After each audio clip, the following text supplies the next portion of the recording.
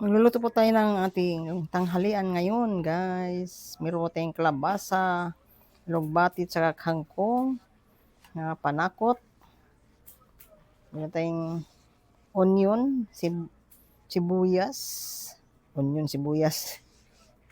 Pareho lang. Kamatis, tsaka bell pepper, and luya, and bawang, and fried alamang. Tsaka munggo. Yan. Tara guys, magluluto na po tayo ng ating tanghalian. Guys, mag-uumpisa na po tayo guys sa ating pagluluto sa ating tanghalian na mga munggo with gulay and fried alamang. Ipainitin na natin itong mantika. Nilagay ko na sa kawali. Hindi pa siya mainit. Mag-intay mo lang muna tayo ng mga ilang minuto. Minuto lang. Yan. Kuha natin itong mantika. Ay, yung mantika.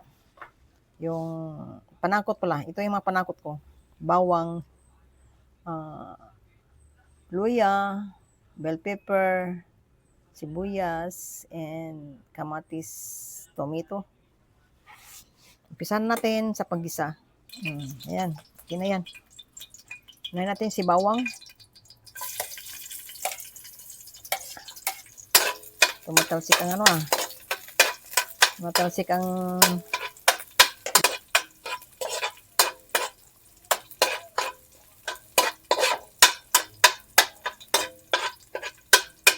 shoutout nga pala sa yung mga aking mga subscribers guys. At sana hindi kayo magsawang panoorin tong luto ko ngayon. Yan. So natin si kamatis. Aroy.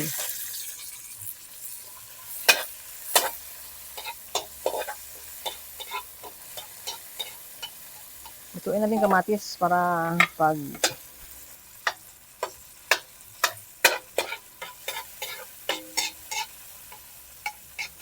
kailangan maluto-luto siya.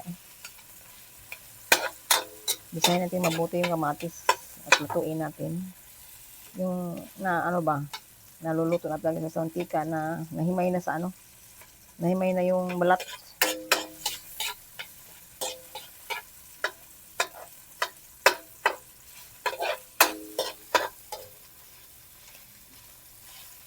So, kaluan ka naman ito para tumuto talaga yung kamatis. Sunod natin yung yung sibuyas, onion,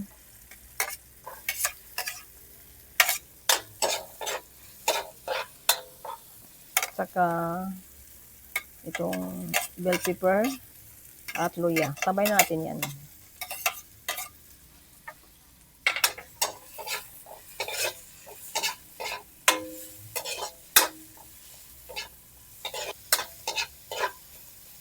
Shoutout sa inyo lahat sa mga nanonood sa aking luto.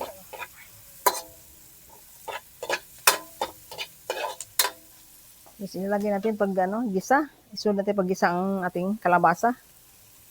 Maligat siya guys, ang kalabasa.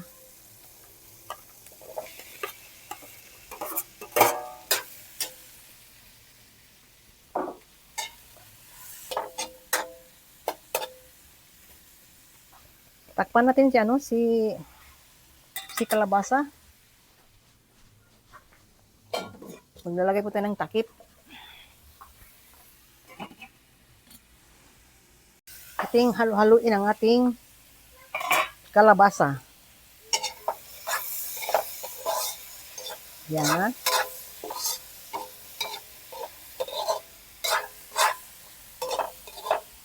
So, luto na siya, Tapos, isunod natin ang ating munggo. Yan, munggo. So, nilaga ko na yung munggo na yan.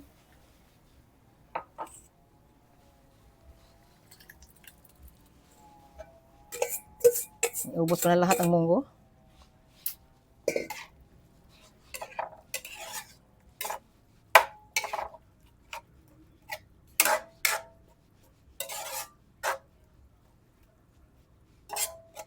Yan. Nakahalo na sa guys ang munggo at saka kalabasa. Sunod naman natin paglagay ang ating itong fried alamang. Alam niyo to guys, yung fried alamang, yung binibilad na, yung hipon na maliliit. Yung tinatawag na alamang. Yan. Ilalagay na po natin, budburan na po natin ang ating kalabasa at saka munggo. Para pampalasa ito. Damihan ko na, iubos ko na lahat.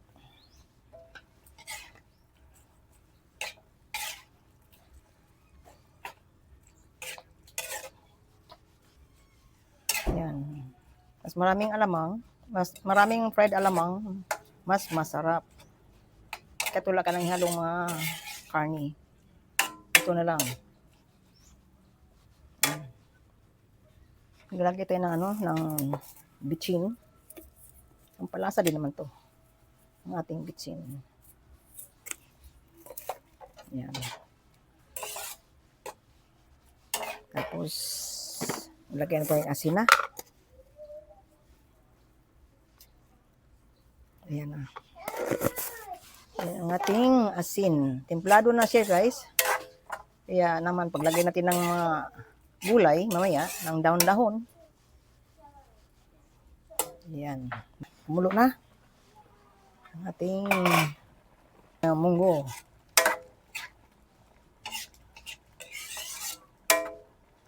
Luto na yung yung kalabasa. Ay.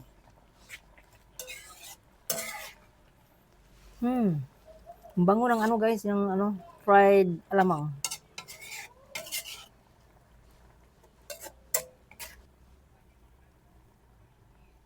Kumukulo siya, mayroong mga bula-bula guys. Alisin natin yung mga bula-bula. Yung bula-bula ba? Bula-bula. Ayan o. Ito'y nakaka-arthritis to. Kailangan alisin mo to. Pag nagluto kayo ng munggo, itong mga bula-bula na yan, alisin natin yan. Yan. Para makakain tayo ng husto. Hindi tayo hindi tayo mag-aray-aray sa arthritis. Ito yung bula na to, yan nakaka-arthritis kasi ng bula na yan. Turo lang po sa akin to sa aking tiyahin. Sinusunod ko lang din. Wala namang mawala kung sundin mo rin kung gawin mo rin. Totoo naman nga. Totoo nga naman. Kaya luto ka ng munggo, hindi naman sumasakit yung kasi kinukuhanan ko ng ng bula. Yan o.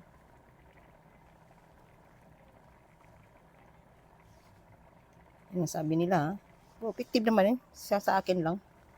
Kasi nasubukan ko na ito ngayon. Yan o. Diba?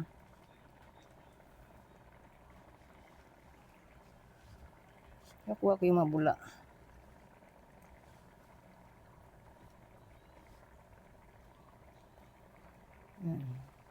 Ang tigilan pag may bula pa. Kailangan kunin ang mga bula nga naka-arthritis sa ating katawan, sa ating kasukasuhan, sa ating mga tuhod.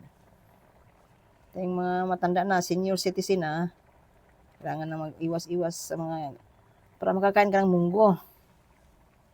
Yan. Hindi na iwasan yung kumain ng munggo. Kung ano man ang bula, kahit ano kakain dyan. Kahit maraming kainin mo dyan. Ito Yan, kita nyo? Meron pa bang bula-bula dyan?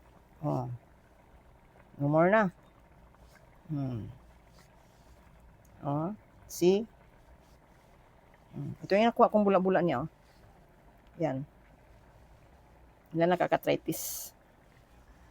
Kaya itapon natin yan. Haluin na natin si munggo, si kalabasa. Tapos, ang ating dahon-dahonan. Ilalagay natin kasi luto na itong munggo. Lagay natin yung kangkong. Ang kangkong ko ay nakarip to. Nakarip yan guys. Yeah, panghuli na itong yung ragbati.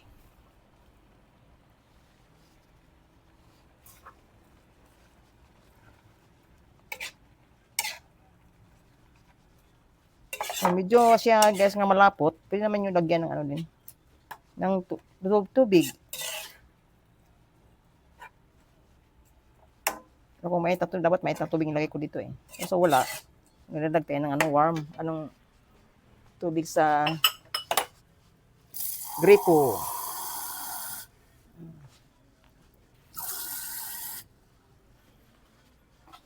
Tuyo na eh. Ayan. Isang baso lang nilagay natin. Gusto ko rin masabaw-sabaw rin. Ayan.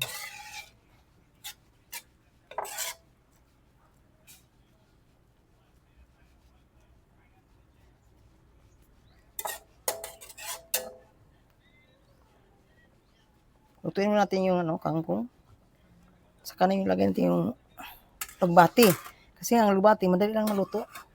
Ay ko kasing malutong-luto yung alugbati kasi nagiging malapot.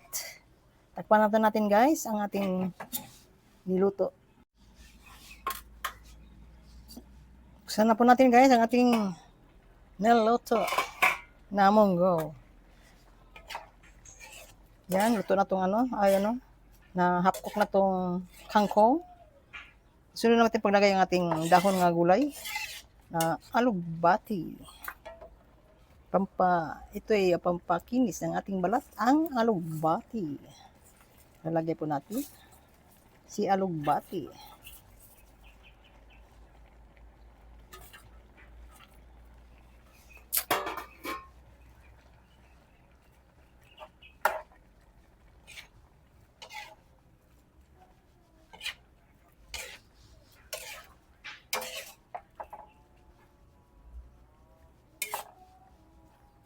Haluin muna natin to guys at dali natin maluto itong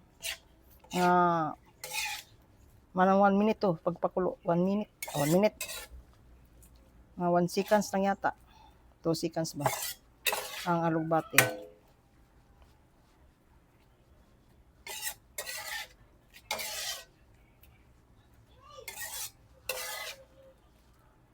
Diba?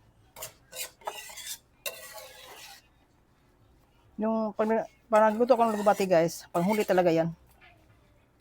Ayaw ko nang itong luto yung alugbati kasi medyo na siya ba, yung laway. Half cook lang natin yan. Yan. Ang sunod natin gagawin ay ating tikman. Ito'y tama na sa timpla. Tara, magtimplahan. Tikim tayo. Tikman natin ang ating luto.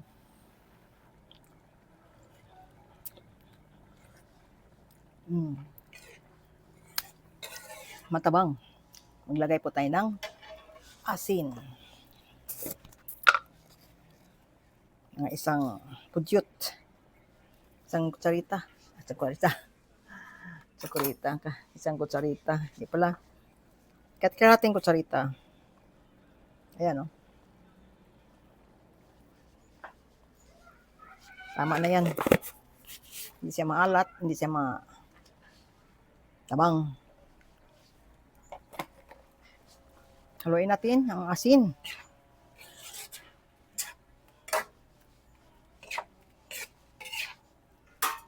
Diba, tinan nyo, green na green yung yung alugbati. Alugbati ay ito ay collagen. May sinasabi ng collagen. Pampakinis ng balat pag lagi kang kumakain ng alugbati.